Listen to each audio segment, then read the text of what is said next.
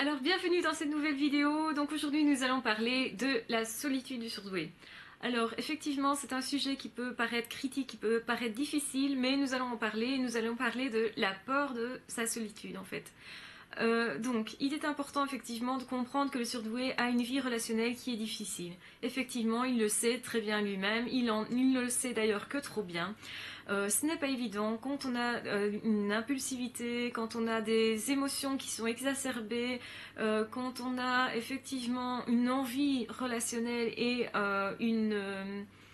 comment dire, une hauteur à vouloir atteindre au niveau relationnel, un idéalisme excessif, de créer des relations et de justement pallier à ce manque que l'on ressent quand on est seul en fait. Alors évidemment, il y a plusieurs types de solitude. Il y a les solitudes qui sont bonnes, puisque le surdoué a tout de même besoin d'être seul avec lui-même. Il a besoin de ça pour sa créativité, pour se développer, pour apprendre, pour lire, pour beaucoup de choses en fait. Et malgré tout, du coup, il s'habitue à cette solitude et donc il a tendance aussi à rester un peu enfermé dans sa solitude. Donc ça c'est le bon côté de la solitude et effectivement il est intéressant de l'apprivoiser, il est intéressant de savoir se sentir bien seul. Et donc le surdoué va d'abord devoir s'apprécier lui-même, s'aimer lui-même avant de vraiment être en couple avec quelqu'un. En fait, il y a beaucoup de raisons pour lesquelles le surdoué peut échouer au niveau de la relation de couple. Alors évidemment, si c'est quelqu'un qui n'a pas la même intelligence que lui, ça risque de coincer. Forcément, il ne va pas avoir la stimulation nécessaire, puis il va pousser l'autre aussi pour que l'autre se grandisse, pour que l'autre avance, ce que l'autre peut ne pas supporter. Donc il faut quelqu'un qui aime les défis, il faut quelqu'un qui soit suffisamment intelligent, il faut quelqu'un qui soit patient, qui sache rassurer le surdoué, puisque le surdoué c'est quand même quelqu'un qui est un peu facilement angoissé, surtout au niveau relationnel. Donc il a besoin de se sentir rassuré, de se sentir aimé, de se sentir valorisé, de se sentir respecté dans ce qu'il est. Donc il lui faut quelqu'un qui lui permette d'enlever son masque. Et c'est là toute la problématique. La plupart du temps, le surdoué, parce qu'il veut être aimé, va mettre un masque justement, va vouloir correspondre à ce que l'autre veut. C'est toute la problématique parce que quand vous faites ça, il faut savoir qu'alors il n'y a plus deux personnes dans le couple, mais il n'y en a plus qu'une. Quand une personne porte un masque en permanence, eh bien, ok, il se protège très bien.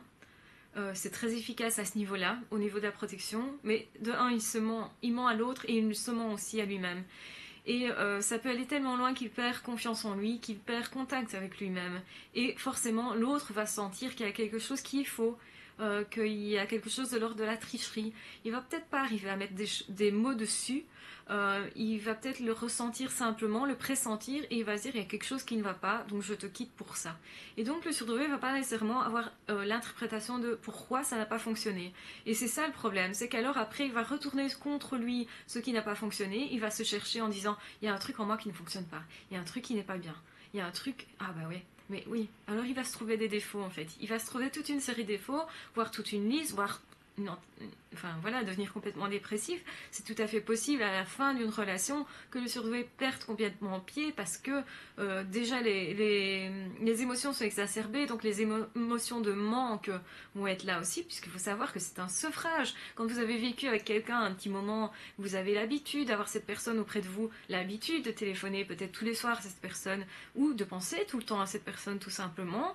Il y a une habitude qui est là et vous avez un sevrage à faire, vous êtes un peu devenu dépendant de cette personne. Et c'est tout à fait normal. Une relation de couple, il y a toujours une petite dépendance au moins petite, je vais dire, dans la relation. Et donc forcément, vous êtes en souffrance parce qu'il y a un sevrage à faire. Quand vous avez envie de téléphoner, vous vous dites ah ben non, je suis plus là avec, ça ne va pas. Donc il y a un petit moment quand même comme ça pour arriver à se dépatouiller, à se défaire de cette relation-là. Alors évidemment, ça va beaucoup mieux quand on sait se remettre dans une relation vers quelque chose qui est constructif. C'est pour ça que beaucoup recherchent une autre relation qui va pallier à la première. Mais attention à ne pas faire le deuil de la première. Là, il y aurait un souci dans la deuxième également, puisque qui viendrait embriquer la première. Enfin bon, c'est pas évident. Donc, le surdoué, qu'est-ce qu'il doit faire concrètement? Il doit apprendre à être lui-même. Pour apprendre à être lui-même, il doit s'accepter lui-même. Ça veut dire s'aimer lui-même. Donc l'amour qu'il cherche partout, il doit d'abord le trouver en lui-même. Donc qu'est-ce que ça demande? Mais ça demande du travail, ça demande des efforts, ça demande de l'introspection. Et quand on dit aux personnes, vous allez devoir faire des efforts, c'est quelque chose qui n'est pas accepté facilement. Parce qu'on a peur de ne pas y arriver, parce qu'il y a un manque de confiance en soi justement qui fait qu'on a davantage peur de ne pas atteindre l'objectif qui est fixé, et parce qu'on ne comprend pas qu'au fond s'aimer soi-même c'est quelque chose qui est normal, que ce n'est pas être égocentrique, ça, que c'est un minimum, comment dire, que c'est d'être simplement humain. On est fait pour s'aimer soi-même, on est fait pour aimer les autres aussi. Mais si vous voulez aimer les autres tellement, commencez par vous-même. Commencez à vous entraîner sur vous-même. Vous voulez vraiment être quelqu'un de bien pour les autres, eh bien commencez par être quelqu'un de bien pour vous. Soyez votre meilleur ami. Si vous avez une petite voix en vous qui vous dit tout le temps que vous n'êtes pas quelqu'un de bien, que vous n'allez pas réussir, que ça ne va pas marcher, etc., il est probable que vous allez rester bloqué pendant longtemps. Donc la première chose à faire, c'est de dire, mais à cette petite voix, mais va te faire voir, je ne crois pas en ce que tu dis. Non, je ne suis pas d'accord avec ça. Je sais que je suis quand même quelqu'un de bien, même si j'ai des défauts éventuels. Et vous allez voir vos défauts davantage comme quelque chose d'étant plus petit, déjà. Et puis vous allez comprendre que ces défauts-là peuvent aussi, si on les renverse ou on les met dans d'autres situations, peuvent aussi être des qualités. Alors, donc je parlais par exemple de la colère. Être quelqu'un en colère, être quelqu'un de réactif, ça n'est pas bien perçu dans la société. Ça peut créer des problèmes relationnels. Vous êtes impulsif, vous allez dire aux autres ce que vous pensez et ce qui ennuie. C'est généralement un problème dans la relation. Ça va créer des problèmes, ça va avoir un impact qui n'est pas très positif en fait. Quand vous faites ça, vous pouvez vous dire j'ai ce défaut. Ou bien vous pouvez vous dire, oui, mais ce défaut qui fait que je suis impulsif, qui fait que je sais mettre les choses à leur place, que j'ai une lucidité sur les choses, est-ce que c'est un défaut ou est-ce qu'au contraire, ça ne vous permet pas à certains moments de réagir quand vous voyez qu'il y a une agression qui a lieu d'une personne sur une autre? Est-ce que ça ne vous permet pas aussi d'être le défenseur de cette personne qui se fait agresser? Ça vous permet très bien de réagir, d'aller vers l'autre, de le défendre et d'une certaine façon de l'aimer, de le protéger, etc. etc. C'est quand même quelque chose qui est important, surtout quand on protège quelqu'un qui ne sait pas se défendre, comme des enfants, comme des animaux, comme que sais-je. Donc voilà.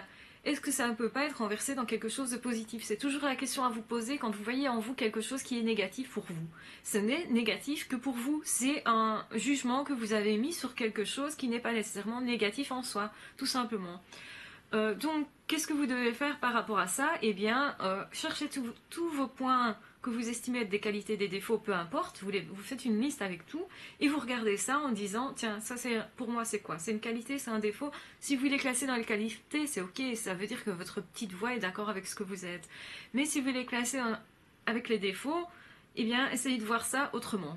Et dites-vous, ça peut aussi être une qualité dans telle ou telle situation. Effectivement, si je suis dans une relation et je vais dire à l'autre tout ce qu'il n'a pas envie d'entendre, eh bien, c'est pas bon. Ok, c'est un défaut, mais en même temps, j'ai cette qualité qui est d'aller défendre, etc. Voilà, donc remettez les choses à leur juste place pour vous estimer vous-même, pour être vraiment entier avec ce que vous êtes et pour ne pas passer votre temps en fait à vous... comment dire, à vous dégrader vous, à passer votre temps à vous dire mais je ne suis pas quelqu'un de bien, etc., etc.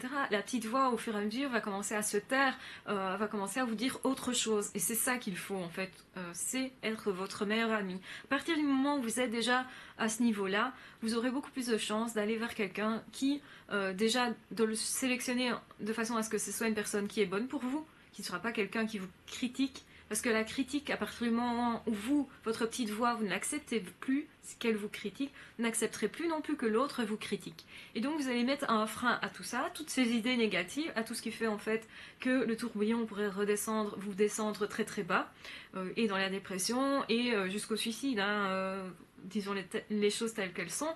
Si vous vous estimez vous-même, vous avez déjà une garantie de mieux réussir au niveau relationnel.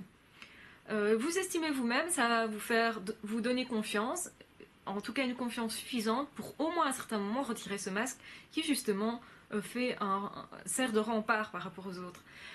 Si vous trouvez quelqu'un de bien, en tête à tête, vous allez vous dire, avec cette personne, je peux y aller, pas de problème. Je sens qu'il y a une confiance, c'est bon, je peux y aller. Et c'est comme ça que ça va fonctionner, c'est comme ça que vous allez avoir des vrais amis, des vrais amours, des vraies relations familiales, etc.